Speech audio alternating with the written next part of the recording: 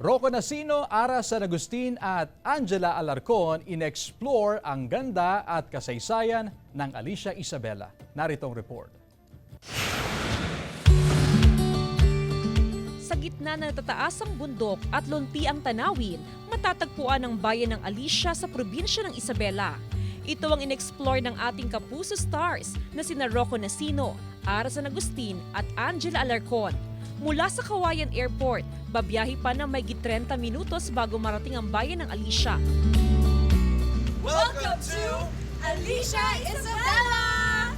First stop ng ating Kapuso Stars, ang Pamana Museum na tahanan ng kwento ng mayamang kultura at kasaysayan ng bayan.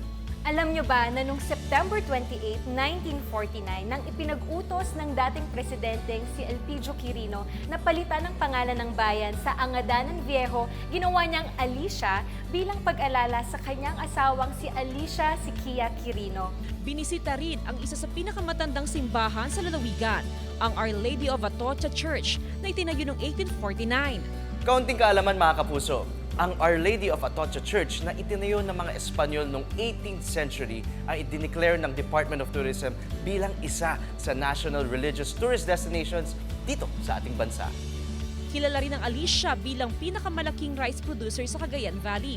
Kaya tuwing Abril, ipinagdiriwang ng bayan ang makulay at masiglang Pagay Festival bilang pasasalamat sa masaganang ani. Alam niyo ba mga kapuso na ilang produkto rin nila na mula sa bigas ang pinagmamalaki ng Alicia tulad ng kanilang rice coffee at ang kanilang Bignay wine. Ang Bignay daw ay mga berries. Ito po yung kanilang mga specialties na napakasarap po, so wag na wag niyo pong papalampasin yan. Hindi rin pinalagpas ng Kapuso Stars na makabanding ang Kapuso fans. Pinakita niyo sa amin kung gaano kayo kasaya at fun to be with. Maraming salamat po sa inyong oras, sa inyong energy, sa inyong support. Thank you so much. Sana ay sa pagbalik po namin ay ganun pa rin ka-warm ang pagtanggap niyo po sa amin. Rain or shine, nandyan pa rin kayo para to support us perform and sobrang nakita naman namin yung sa pinaka-grabing energy nyo sa amin. Ang masayang palabas ay bahagi ng 75th founding anniversary ng Alicia Isabela. Tunay nga na hindi mapaglilipasan ng panahon ang kasaysayan na pinatibay ng pagkakaisa ng mga Pilipino. Jasmine Gabriel Galban, One North Central Luzon.